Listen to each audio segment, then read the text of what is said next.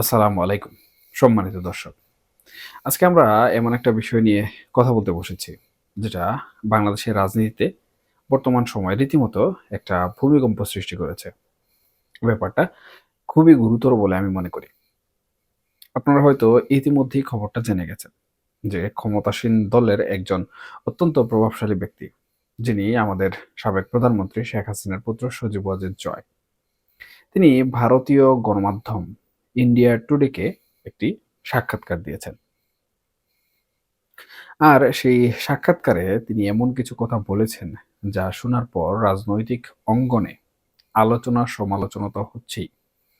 একই সঙ্গে সাধারণ মানুষের মনেও একটা বড় ধরনের দুশ্চিন্তা তৈরি হয়েছে। আসলে পুরো বিষয়টা কেবল একটা সাক্ষাৎকার নয়, এটা যেন আগামী দিনের রাজনীতির একটা পূর্বাভাস। সজীবদের জয় যেটা বলেছেন, সেটার মূল বক্তব্যটা যদি আমরা দেখি, তাহলে আমরা বুঝতে পারবো পরিস্থিতি ঠিক কোন দিকে মোড় নিচ্ছে। প্রথমত তিনি সরাসরি বলেছেন যে আসন্ন নির্বাচন ঠেকানোই নাকি তাদের প্রধান লক্ষ্য, এবং এই লক্ষ্য অর্জনের জন্য যে আন্দোলন তারা চালাবেন, সেই আন্দোলন নাকি রাজধানী ঢাকাকে কেন্দ্র করে সহিংসতার জন্ম দিতে পারে। খেয়াল করুন, তিনি কিন্তু বলছেন না যে সহিংসতা ঘটানো হবে, বরং তিনি আশঙ্কা প্রকাশ করছেন, বা বলা ভালো তিনি কার্যত ঘোষণা দিচ্ছেন যে এই প্রতিবাদী কর্মসূচি সহিংস রূপ নেবে। এই ধরনের একটা বক্তব্য দেশের রাজনৈতিক পটভূমিতে, যখন এমনিতেই চরম উত্তেজনা বিরাজ করছে, তখন এটা কতটা যৌক্তিক? এটা নিয়ে আমার মনে গভীর একটা প্রশ্ন তৈরি হয়েছে। একজন রাজনৈতিক নেতা, যিনি দলের ভবিষ্যৎ নেতৃত্ব দেবেন বলে মনে করা হয়, তিনি কেন এত খোলামেলা ভাবে এমন একটি আশঙ্কার কথা বললেন? এর আগে তিনি রয়টার্সকে দেয়া এক সাক্ষাৎকারেও প্রায় একই ধরনের কথা বলেছিলেন। কিন্তু এবারের বক্তব্যটা যেন আরো বেশি সরাসরি। এখানে কোনো রাগঢাক নেই। তিনি বলছেন, আমাদের লক্ষ্য হলো নির্বাচন বন্ধ করা, এবং পরিস্থিতি অশান্ত হতে পারে।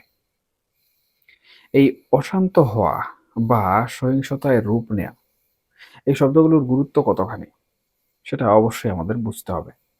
রাজনীতিতে নানা ধরনের কৌশল থাকে, বিবৃতি থাকে, এবং পাল্টা বিবৃতি থাকে। কিন্তু একটা প্রভাবশালী দলের পক্ষ থেকে, বিশেষ করে দলের শীর্ষস্থানীয় এক ব্যক্তির কাছ থেকে এমন একটা ঘোষণা আসা মানে হলো সেটা দেশের ভেতরের এবং বাইরের পর্যবেক্ষকদের কাছে একটা স্পষ্ট বার্তা পৌঁছে দেয়।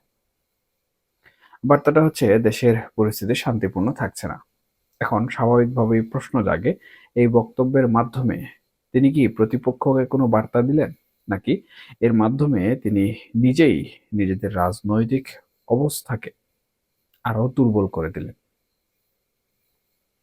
এই মুহূর্তে বাংলাদেশের রাজনৈতিক পরিস্থিতি খুব স্পর্শকাতর অবস্থায় আছে। আপনারা জানেন, কিছুদিন আগে একজন রাজনীতিবিদের উপর যে হামলার ঘটনা ঘটল, উসমান হাদি, সেখানেও ক্ষমতাসীন আওয়ামী লীগ দলের ছাত্র সংগঠনের সঙ্গে জড়িত থাকার অভিযোগ উঠেছে। এমন একটা সময়ে, যখন জনমনে এমনিতেই অনেক ক্ষোভ, সন্দেহ এবং আলোচনা চলছে, তখন সজীব ওয়াজেদ জয়ের এই ধরনের বক্তব্য যেন অনেকটাই আগুনে ঘি ঢেলে দেওয়ার মতো।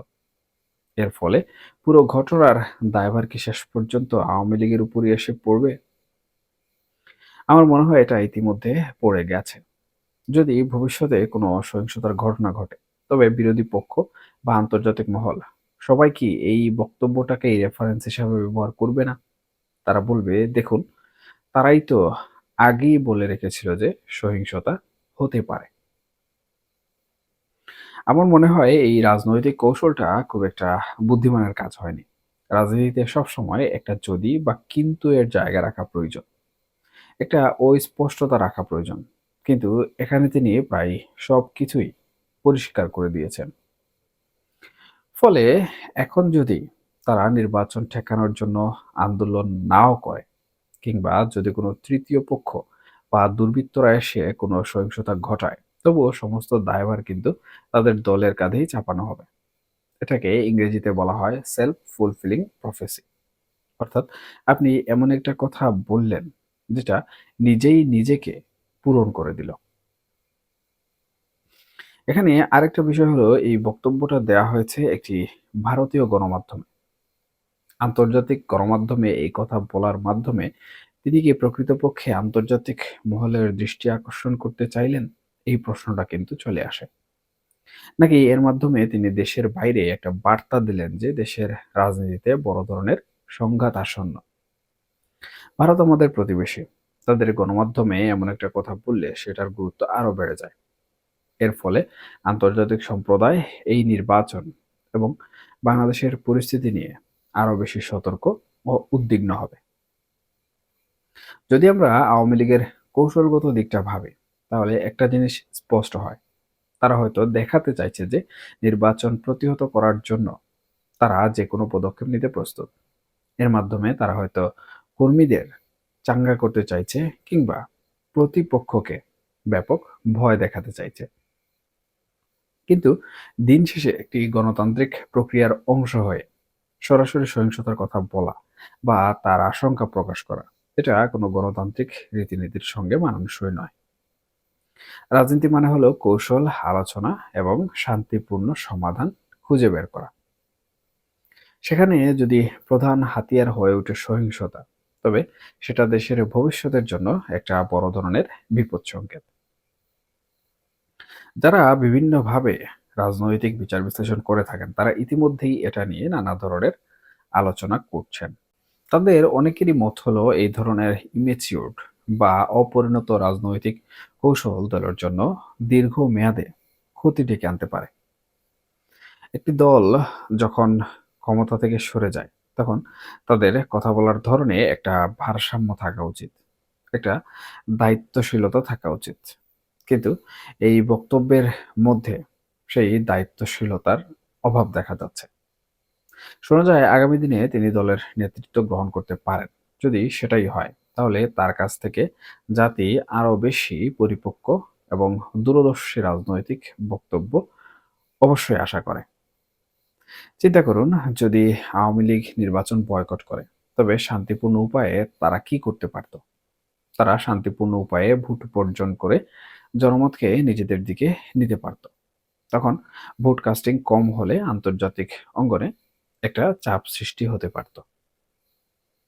সেটাই হতো একটা ইতিবাচক ও কার্যকর রাজনৈতিক কৌশল। কিন্তু এই ধরনের ঘোষণা দিয়ে সরাসরি সংঘাতের পথে হাঁটার ইঙ্গিত দিয়ে প্রকৃতপক্ষে তারা নিজেদের জন্য বিকল্প পথগুলো বন্ধ করে দিচ্ছে।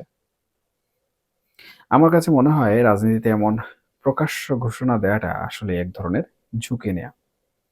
এই ঝুঁকিটা দলের জন্য কতটা ফলপ্রসূ হবে সেটা আমি মনে করি সময় বলে দেবে। তবে একজন সাধারণ নাগরিক হিসাবে আমরা চাইব বাংলাদেশের রাজনীতিতে যেন শান্তি বজায় থাকে, সেটা সবার পক্ষ থেকে। আমরা চাই না কোনো নির্বাচন বা রাজনৈতিক আন্দোলন সহিংসতার রূপে যাক। আমরা চাই রাজনৈতিক দলগুলো আলোচনায় বসুক এবং শান্তিপূর্ণভাবে একটা সমাধানে আসুক। কিন্তু সজীববাজের জয়ের এই বক্তব্য সেই শান্তিপূর্ণ সমাধানের পথটাকে আরো ব্যাপক কঠিন করে দিল। এখন আসলে দেখার পালা এই বক্তব্যের পর আওয়ামী লীগ কিংবা আওয়ামী লীগ বিরোধী দল তারা তাদের পরবর্তী পদক্ষেপগুলো কিভাবে নির্ধারণ করে, সরকার কি অ্যাকশন নেয়। এই ঘোষণা নিঃসন্দেহে বাংলাদেশের রাজনৈতিক মঞ্চে নতুন এক উত্তাপ যোগ করেছে। আর এর পরিণতি কোন দিকে গড়ায়, সেটাই এখন সবথেকে বড় প্রশ্ন।